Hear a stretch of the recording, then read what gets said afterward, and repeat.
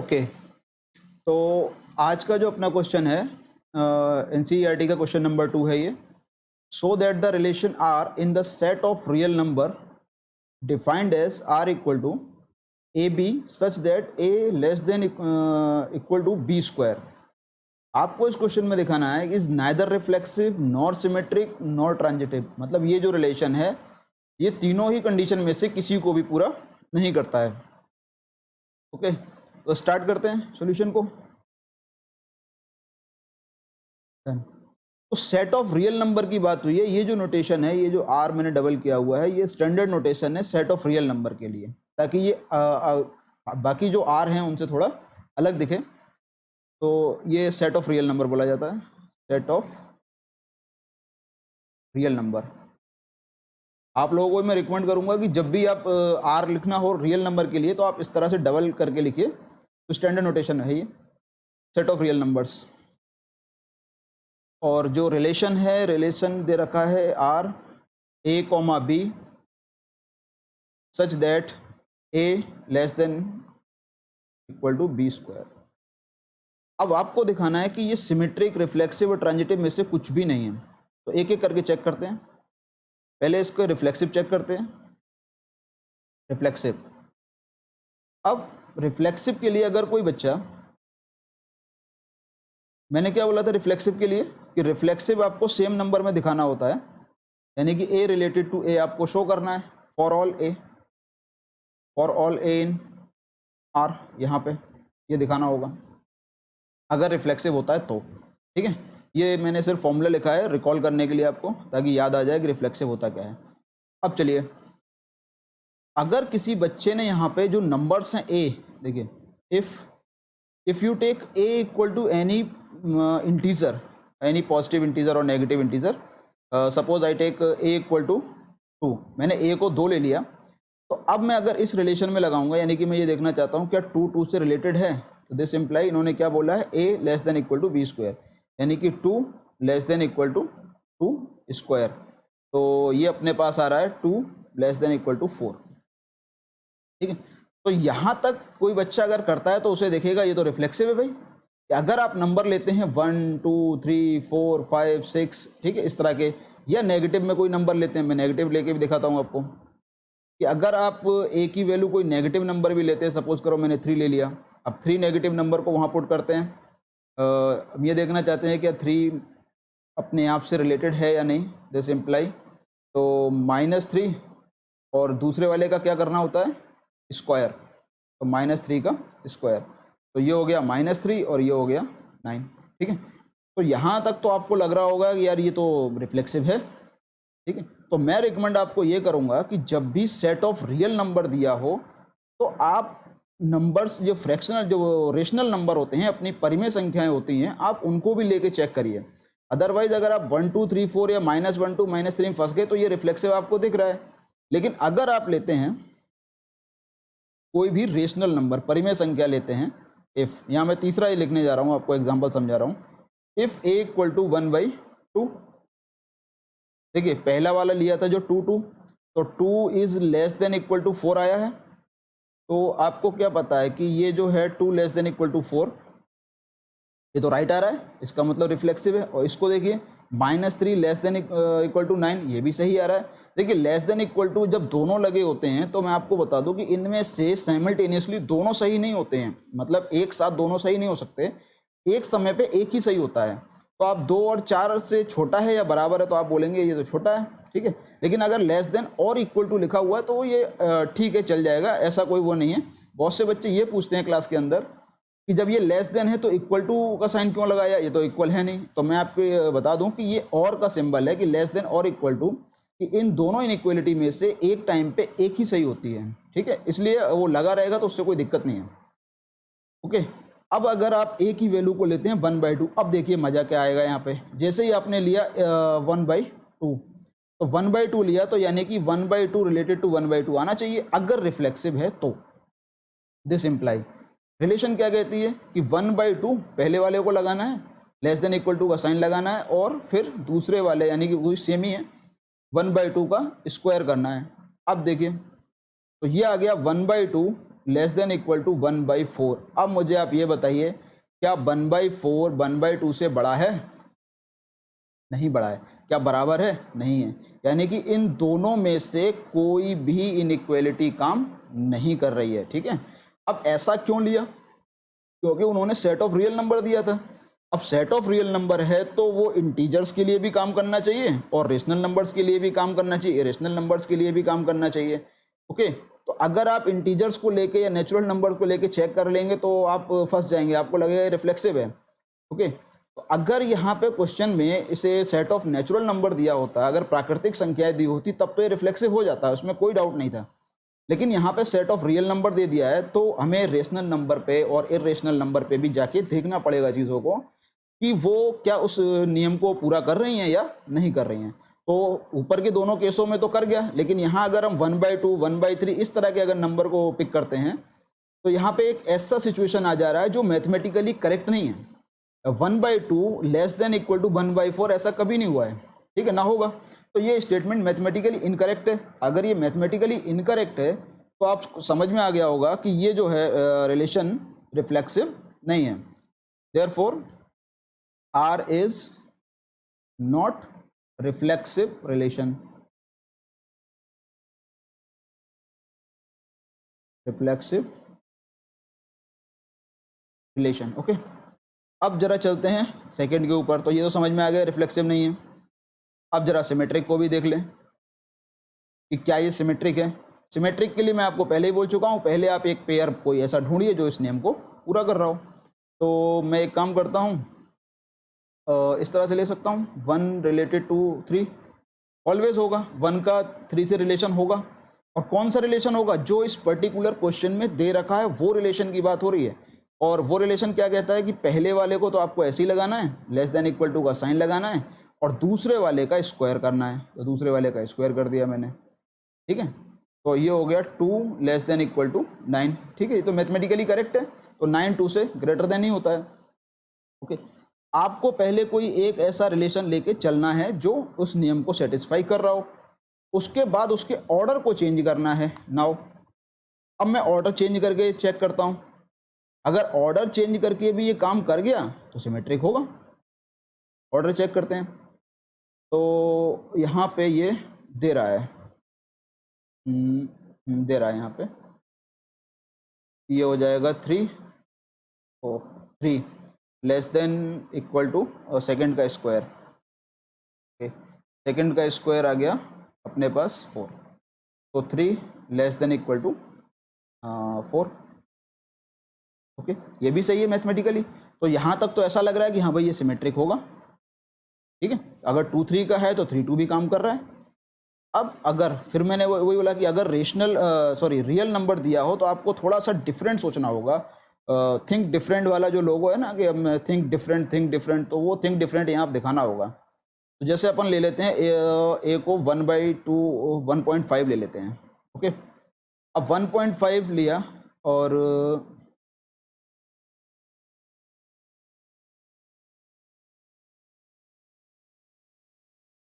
ये 1.5 है, तो एक काम करते हैं, ए को 1 ले लेते हैं और बी को 1.5 ले लेते हैं। अब चेक करते हैं इसको कि क्या 1 का रिलेशन 1.5 से होगा। तो आपको करना क्या है, पहले ऐसे ही रखना है और जो सेकंड वाला है उसका स्क्वायर करना है।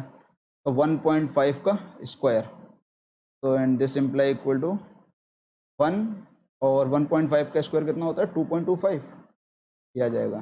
तो ये रिलेशन तो ठीक है, क्योंकि 2.25 यानी कि 2.25 जो है वो 1 से बड़ा होता है। तो मैथमेटिकली ये स्टेटमेंट अभी करेक्ट आ रहा है।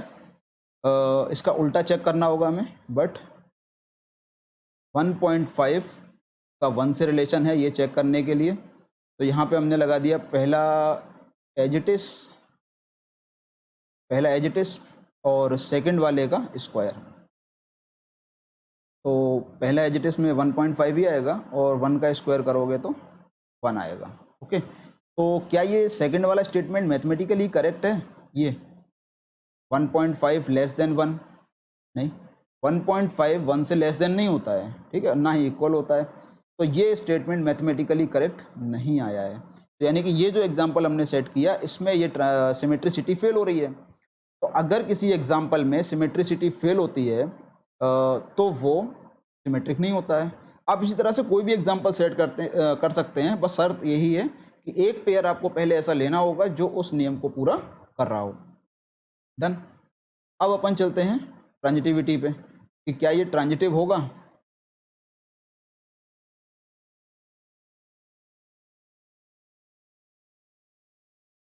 Okay start. तो अपना ये था सिमेट्रिक हो गया, इसमें ट्रांजिटिव रह गया। हाँ, तो ट्रांजिटिव के लिए क्या कर सकते हैं? ट्रांजिटिव के लिए आपको पहले दो पेयर ऐसे ढूंढने होंगे जो उस रिलेशन को सेटिस्फाई कर रहे हों।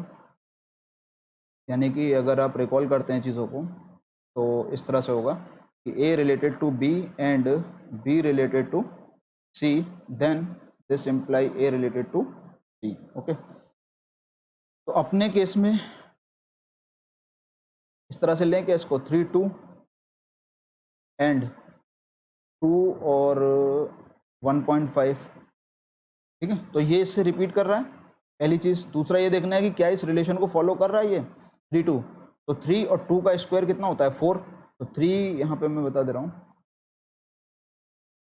As 3 related to 2। आपको दिख रहा होगा कि 3 जो है वो 2 के स्क्वायर से छोटा होता है। क्यों? क्योंकि 2 का स्क्वायर 4 होता है। तो ये हो गया 4, और 2 और 1.5 में अगर आप देखेंगे 2 और 1.5 में, तो ये भी वेरीफाई हो रहा है 2 is less than equal to 2.25। Okay, अब हमें ये देखना है कि क्या 3 का 1.5 से रिलेशन है। दिस इम्प्लाई ये होना चाहिए 3 रिलेटेड टू 1.5। तो 3 रिलेटेड टू 1.5, तो 3 और सेकंड वाले का स्क्वायर करना है आपको। सेकंड का स्क्वायर हो गया 1.5। This imply 3 less than equal to 1.5 का स्क्वायर होता है 2.25। तो आपको समझ में ये दिखाई दे रहा है कि 3 जो है ये बोल रहा है 3 लेस देन इक्वल टू 2.25। तो ये क्या मैथमेटिकली करेक्ट है ना? ये मैथमेटिकली करेक्ट नहीं है, क्योंकि 3 जो है वो 2.25 से बड़ा होता है। तो कुल मिला के ये जो एग्जांपल सेट किया गया है, ये एग्जांपल सेट किया है किसके लिए? ट्रांजिटिविटी को दिखाने के लिए कि ये जो रिलेशन है वो ट्रांजिटिव भी नहीं है। ओके, तो इस तरह से आप दिखाएंगे चीज़ों को। Therefore, this relation is not transitive, not, ये ऐसा लिखते हैं, neither reflexive, not symmetric, nor transitive। तो ये एक ऐसा एग्जाम्पल बना जो ना तो रिफ्लेक्सिव है, ना सिमेट्रिक है, और ये ना ट्रांजिटिव है। अब मुझे उम्मीद है कि कुछ चीज़ें आपको क्लियर हो रही होंगी। सारी चीज़ें क्लियर हो रही हैं तो अच्छी बात है, वरना वीडियो को आप 1-2 बार और देखिए, प्रॉब्लम्स को करिए, क्वेश्चन को। मेनली प्रॉब्लम को अगर आप जितना ज़्यादा खुद से करेंगे उतना ही ज़्यादा मैथमेटिक्स को सीखते जाएंगे। ओके, अपना नेक्स्ट क्वेश्चन है, so that the relation R in the set A, और सेट है 1 2 3 4 5, given by the relation a b. किस तरह से डिफाइन है कि mod of a minus b is even, यानी कि दोनों नंबरों के डिफरेंस का मॉड इवन नंबर आना चाहिए। इज एन इक्विवेलेंस रिलेशन, यहाँ पे देखिए खुद कह रहा है आपसे कि ये इक्विवेलेंस रिलेशन है। इसका मतलब कि ये रिफ्लेक्सिव, सिमेट्रिक और ट्रांजिटिव तीनों होगा। ओके, उसके बाद ये क्वेश्चन कई सेक्शन में डिवाइड है। उसके बाद आगे लिखा हुआ है, so that all element of 135 are related to each other. 135 का हर एलिमेंट, मतलब इस सेट का, जो सेट में 3 एलिमेंट है, 135 का हर एलिमेंट आपस में एक दूसरे से रिलेटेड है। और इसी तरह से all element of 24 is related to each other, but अगला जो सेक्शन दे रखा है इन्होंने, no element of 135 is related to any element of 24, यानी कि 135 और 24 का कोई भी एलिमेंट आपस में रिलेटेड नहीं है। यानी कि 135 अपना रिलेशन में है, 24 अपने रिलेशन में है, लेकिन इन दोनों में आपस में कोई रिलेशन नहीं है। अगर आप रिकॉल करो तो मैंने एक वीडियो में आपको बताया था इक्विवेलेंस क्लास और उसके पार्टीशन के बारे में। तो ये क्वेश्चन उसी कॉन्सेप्ट को पूरी तरह से डिफाइन कर रहा है। और ये उसका रिवाइज भी मान के चलिए, आपके रिवाइज भी हो जाएगा उसका। तो अपना सॉल्यूशन लिखते हैं। ये है सेट ए, इस सेट में एलिमेंट है 1 2 3 4 और 5, एंड जो रिलेशन दिया हुआ है, रिलेशन है a comma b such that mod a minus b even is even. Even का मतलब सम संख्याएं, हिंदी में बता दे रहा हूँ, सम संख्या होता है जो हिंदी मीडियम वाले बच्चे हैं, मतलब ऐसे नंबर्स जो 2 से डिवाइड हो जाए, जिनमें 2 से डिवाइड चला जाता है, उन्हें हम इवन नंबर की कैटेगरी में रखते हैं। तो पहला चेक करते हैं कि ये जो रिलेशन है क्या इवन होगा और ये रिफ्लेक्सिव होगा। तो रिफ्लेक्सिव के लिए हम लोग क्या करेंगे कि ये रिफ्लेक्सिविटी इसकी चेक करने के लिए ए रिलेटेड टू ए देखना है कि हर एलिमेंट आपस में रिलेटेड है या नहीं। तो ए रिलेटेड टू ए चेक करने के लिए आपको क्या करना होगा, इन्होंने बोला है कि इन दोनों नंबर्स का डिफरेंस, मतलब ए माइनस ए का मॉड, ए माइनस ए मीन्स जीरो। अब जीरो एक इवन नंबर है। क्यों इवन नंबर है? क्योंकि इसमें 2 से डिवाइड हो जाता है। तो ये एक इवन नंबर है, इवन। ओके, तो यहाँ से आप कोई भी नंबर उठाएंगे, 3 को उठाएंगे तो 0 हो जाएगा, 4 को लेंगे तो 4 माइनस 4 0, 5 माइनस 5 0, 2 और 2 माइनस 2 करेंगे 0। तो कोई भी नंबर आप सेट से लेंगे वो 0 आ जाएगा। तो 0 आ जाने की वजह से ये जो रिलेशन है उसकी शर्त को पूरा करता है, क्योंकि आर में वही लोग आएंगे जिनका डिफरेंस का मॉड इवन हो। ठीक है, इसलिए वो इवन, इसने उसकी शर्त को पूरा कर दिया और ये रिलेशन रिफ्लेक्सिव है। ओके, नेक्स्ट, अब इसकी सिमेट्रिसिटी को चेक करते हैं कि क्या ये सिमेट्रिक है।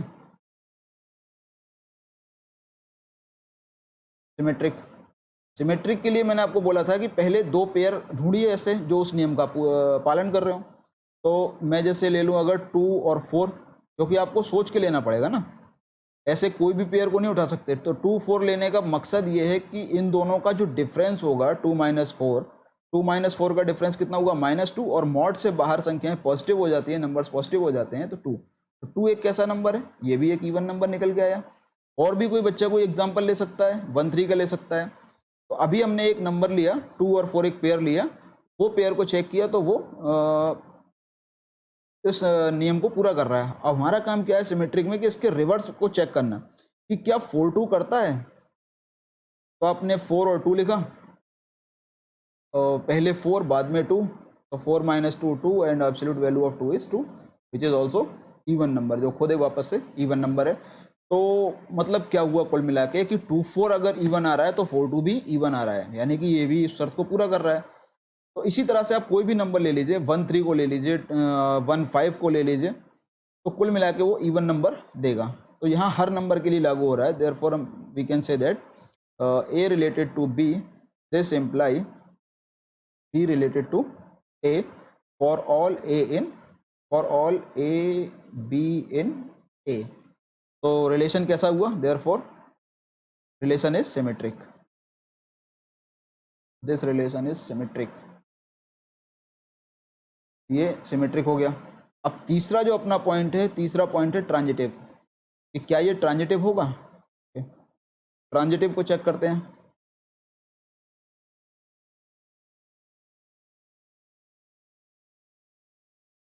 हाँ चला गया, ट्रांजिटिव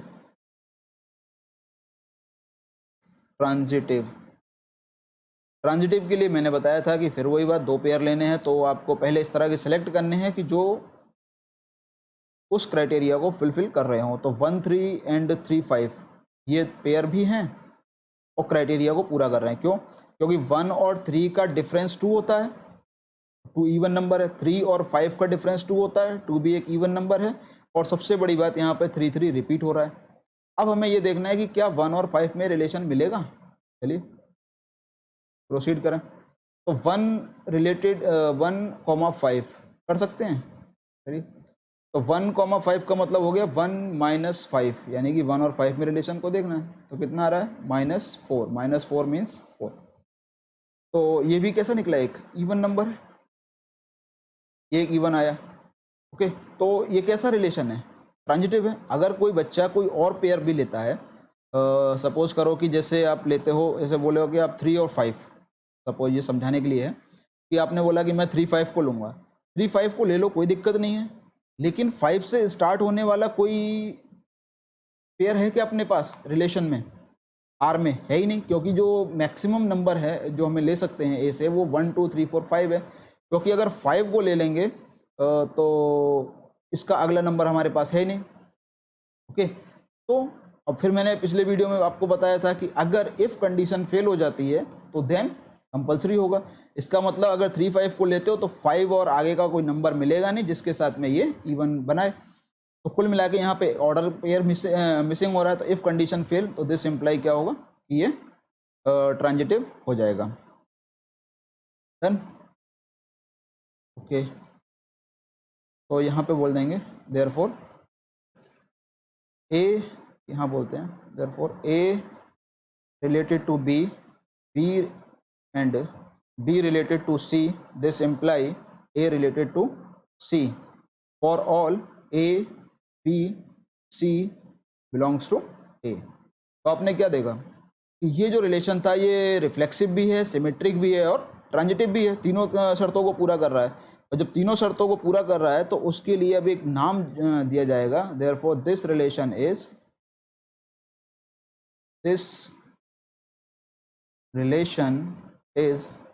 इक्विवेलेंस रिलेशन। यार मैं स्पेलिंग ही भूल जाता हूँ बार बार। इक्विवेलेंस रिलेशन देख लेना आप लोग, इक्विवेलेंस रिलेशन। डन। अब ये एक पार्ट पूरा हुआ जो क्वेश्चन में स्टार्टिंग में बोला था कि एक सेट है और एक रिलेशन है, आपको दिखाना है कि ये इक्विवेलेंस रिलेशन होगा। तो इक्विवेलेंस के लिए हमने रिफ्लेक्सिव, सिमेट्रिक और ट्रांजिटिव दिखा दिया। नेक्स्ट उन्होंने बोला था कि 1 3 5 का हर एलिमेंट आपस में रिलेटेड है और 2 4 का आपस में रिलेटेड है। तो मैं इसको सेकंड पार्ट कर दे रहा हूँ। सेकंड पार्ट है क्वेश्चन का, टू शो। अब हमें क्या दिखाना है, each element of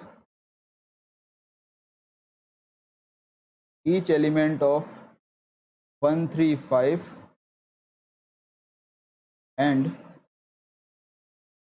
2 4, each element of 1 3 5, इसको यहाँ से हटाता हूँ, 1 3 5 is each element of 1 3 5 is related to each other, is related to each other। कि 1 3 5 का हर एलिमेंट आपस में रिलेटेड है। अच्छा, रिलेटेड होने का यहाँ पे क्या मतलब है, इस पर्टिकुलर क्वेश्चन के अंदर रिलेटेड होने का मतलब है कि दो नंबर उठाने हैं, उनका डिफरेंस करना है, डिफरेंस का मॉड लेना है, वो मॉड अगर इवन नंबर आ गया तो रिलेटेड है। ओके, तो अब यहाँ पे आप कौन कौन सा पेयर चेक कर सकते हैं, एक तो है 1 3 चेक कर सकते हैं आप, एक 1 5 चेक कर सकते हैं और एक कर सकते हैं आप 3 और 5।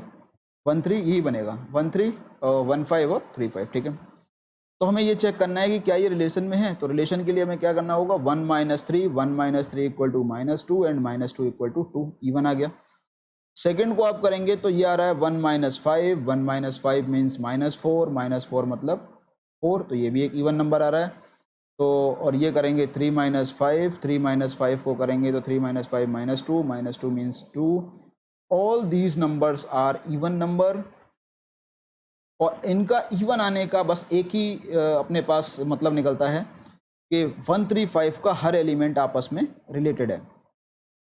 Therefore each element of 1 3 5 related to each other. यहाँ पे आप इसको राइट डाउन कर लेना, वही स्टेटमेंट को वापस, each element of 1 3 5 is related to each other.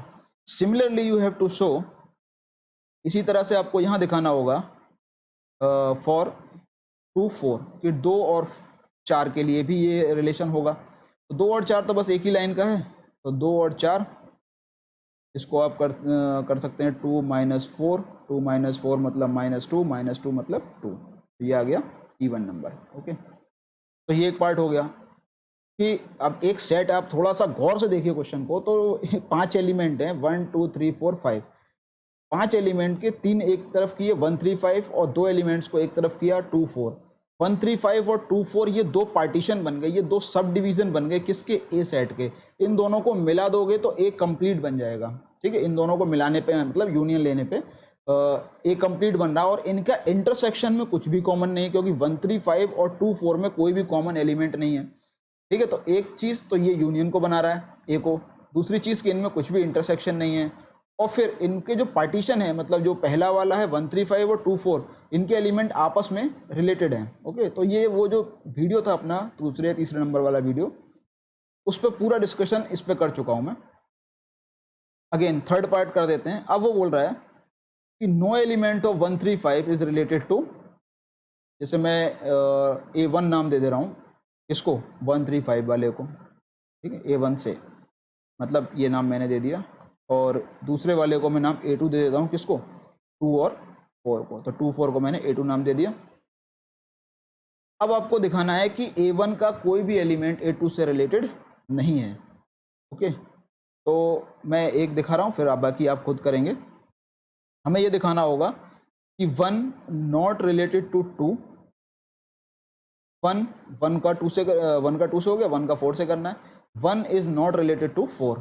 फिर आगे अपना टास्क होगा 3 not related to 2, 3 not related to 4, फिर होगा अपना 5 not related to 2, and last 5 not related with 4। अब मैं एक करके दिखा दे रहा हूँ, ये फर्स्ट वाला कर दे रहा हूँ, या कोई सा भी आप बोले, जैसे मैं मान लो चलो ये वाला कर देता हूँ 3 2। अब 3 2 को मैंने लिया कि मैंने बोला है 3 नॉट रिलेटेड टू, एक 3, 2, 3 रिलेटेड टू 2 को आगे बढ़ाया, तो 3 - 2 करके इवन नंबर आना चाहिए। 3 - 2 किया, 3 - 2 कितना आया, -1, -1 का आया 1।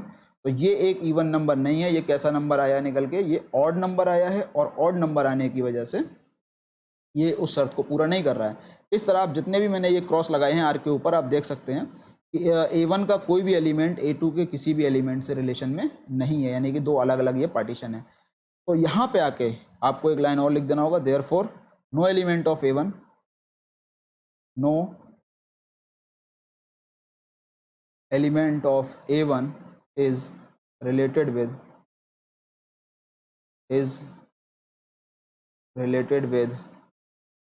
any element of A2। A1 का कोई भी एलिमेंट A2 के किसी भी एलिमेंट से रिलेशन में नहीं है। तो इस तरह से आके इस क्वेश्चन का तीनों पार्ट कंप्लीट होते हैं। उम्मीद करता हूँ कि समझ में आया होगा। ओके, अब आगे के वीडियो में 1 2 क्वेश्चन को और डिस्कस करेंगे, या तो फिर फंक्शन को स्टार्ट करेंगे। Okay, thanks for watching.